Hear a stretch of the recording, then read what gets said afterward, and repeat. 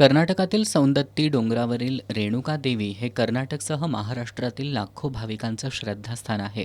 रेणुका देवीच्या यात्रेसाठी प्रतिवर्षी कोल्हापूर शहरातील अनेक भाविक राज्य परिवहन महामंडळाच्या गाड्या किंवा खासगी वाहनानं जातात.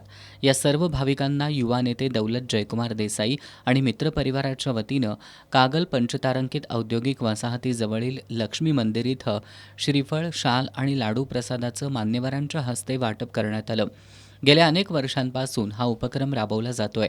या उपक्रमाबरोबरच दौलत देसाई मित्रपरिवाराच्या वतीनं सौंदत्ती डोंगरावर महिलांसाठी प्रसाधनगृहाची व्यवस्था करण्यात आली आहे.